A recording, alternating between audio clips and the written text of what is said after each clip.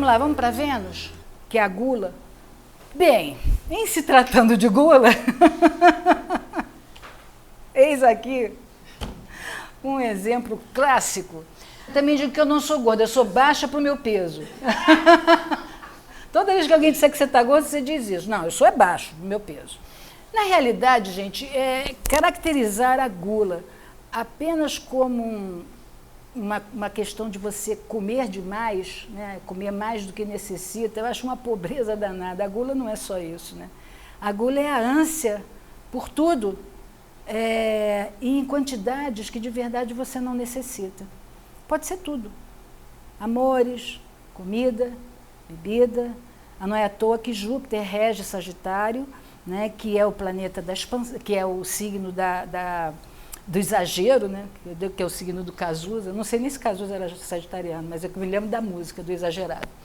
Júpiter é o grande pai na astrologia, é aquele que nos manda as bênçãos, que quebra os galhos e tal, mas que quando fica zangado também joga os raios, né?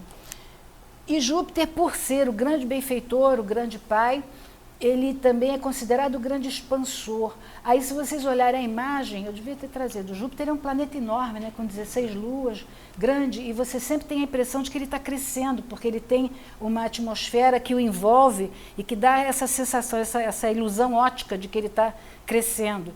Então, ele acabou sendo conhecido pelos antigos como o planeta da expansão. Então, a gente diz que Júpiter, tudo que toca, expande.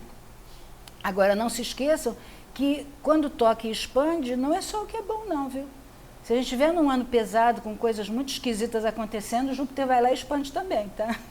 Então, tratar de pensar direitinho. A gula está associada à insatisfação dos desejos, do apetite, ansiedade e compulsão. Então, vocês vejam ali, eles começam falando da anorexia, bulimia, obsessão por saúde, contagem de calorias e tal. Mas Júpiter traz os excessos em todos os sentidos, não só nesse sentido alimentar. A gula é absorver o que não se necessita ou o que é excedente. Pode se manifestar em todos os planos, né? Físico, espiritual, emocional, racional, material, em todos os sentidos. Claro que a Igreja distorceu o sentido original dessa alquimia e adaptou-a para o mundo material. Então, hoje, gula é conhecido como comer demais. Mas não é apenas isso, é isso também. A virtude relacionada a Júpiter é a caridade, que está relacionada então à gula, né? Que seria o reverso da gula, é a caridade. É quando você tem consciência daquilo que lhe excede e você divide aquilo, você doa. E é curioso isso, né? Acho que todo mundo aqui deve ter experimentado. Então, eu acho que quanto mais você divide, mais você tem. Quanto mais você doa, mais você tem. É um movimento muito interessante, que no tarô tem até uma carta que é assim, parecida, né? Não é igual, porque ela tem mais a ver com o destino, mas que é a roda da fortuna. E aí, assim, você está sempre ali expectante, né? E a vida são ciclos, né? Então, você tem a ascensão, apogeu, declínio, ascensão, apogeu, declínio, ascensão, apogeu, declínio. Se você é esperto, você fica ali, ó, com as duas mãos abertas, né? Você recebe por aqui e doa por ali, recebe por aqui e doa por ali. E nunca nada lhe falta, porque você obedece o fluxo, você permite o fluxo, você não retém nada, né? E nem dá em excesso, você simplesmente obedece a um fluxo natural. Então, eu acho que caridade não é uma coisa boazinha. Caridade não é assim uma virtude cristã, não sei o quê, que dá aos pobres, empresta a Deus. Eu nem concordo com isso, se vocês querem saber. Mas a caridade é uma esperteza que o ser humano tem, né? Eu acho que a caridade é uma coisa muito bacana e muito maior que isso, que é exatamente o reconhecimento daquilo que lhe excede e a partilha disso, né? Se eu como demais, aquilo que me excede vira gordura, né? Agora, se eu divido com o outro, eu mato a minha fome e mato a dele também, e nós dois ficamos top, né? E felizes e agradecidos, não é verdade? Não está relacionado a dinheiro, mas também aos 4 elementos.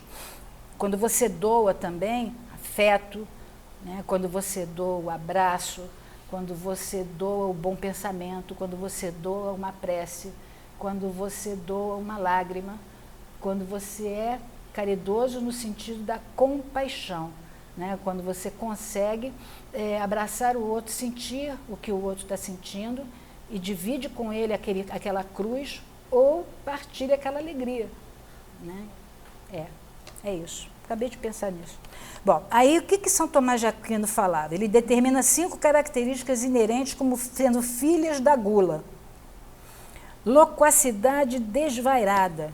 Ora, é aquela pessoa que fala sem parar. Né? Aliás, isso é mesmo uma coisa bem parecida com o Sagitário, de gostar muito de falar. Né? Então ele fala, e acaba falando sozinho, porque não deixa ninguém falar, porque tem aquela questão do eu que estou com a razão. Então é o como é que eu chamo mesmo, meu Deus? É o instrutor de Deus, né? É o professor de Deus.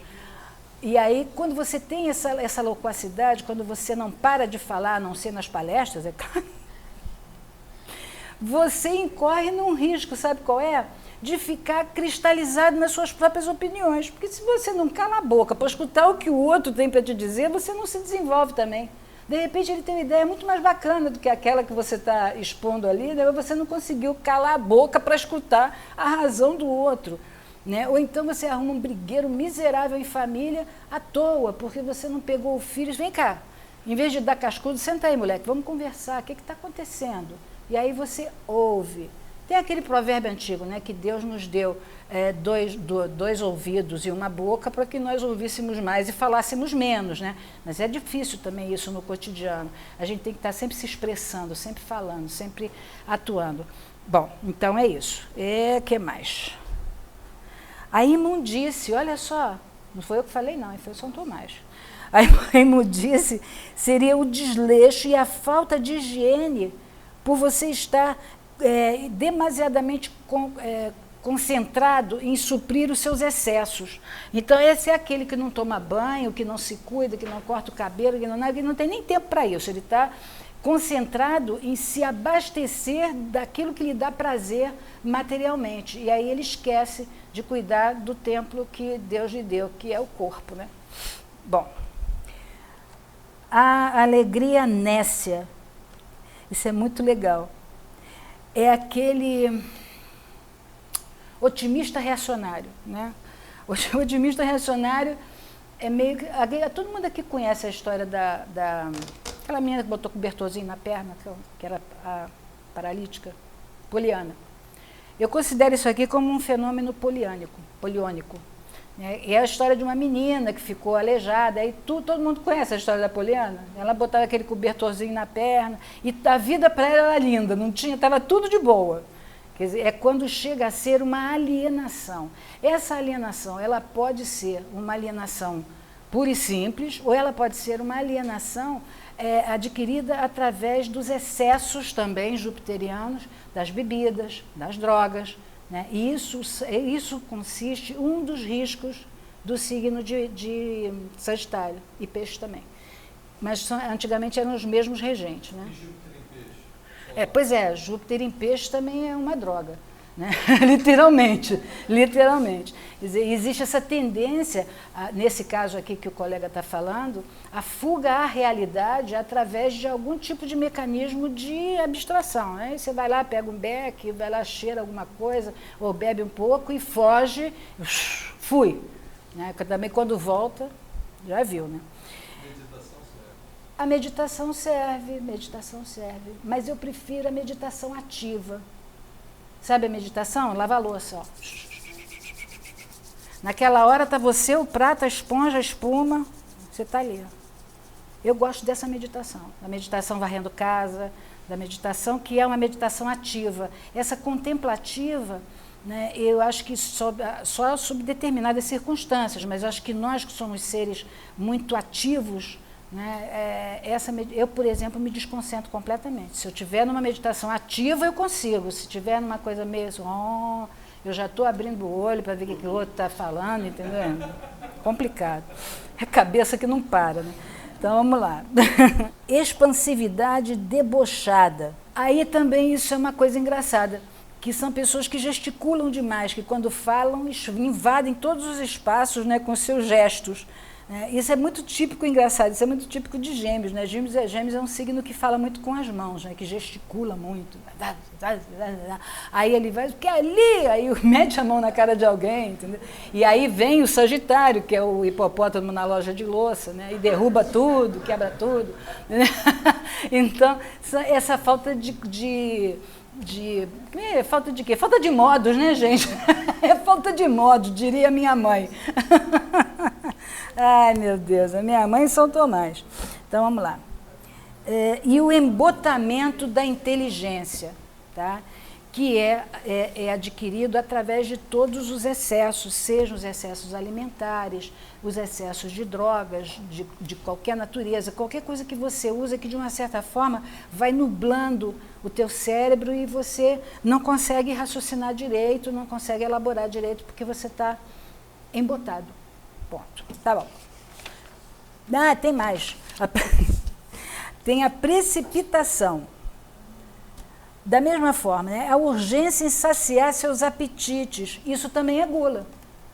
Né? É aquela urgência de fazer aquilo. Já é uma gula por aquilo que você deseja. Isso também não é legal.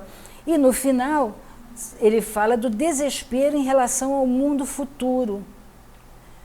Então, assim, às vezes você faz hoje e não leva em conta qual será a repercussão daquilo que você está fazendo hoje. Seria como se fosse assim, uma irresponsabilidade, né? Uma inconsistência, mas não é inconsistência, nem incoerência também. Ajuda aí com a palavra. É quando você não é coerente. Quer dizer, você faz alguma coisa hoje e não consegue projetar isso, não sabe no que isso vai dar, você só faz. Um imediatismo pode ser, né? Eu acho que em algumas circunstâncias, principalmente se você atua no terreno da arte, da criação, etc., isso é até bem-vindo. Mas no nosso cotidiano não é tão bem-vindo assim. A não ser em outros casos raros, que aí aquele mesmo de eu ia pela Uruguaiana, resolvi entrar na ouvidora, encontrei o homem da minha vida. Aí é outra história, não é isso aqui.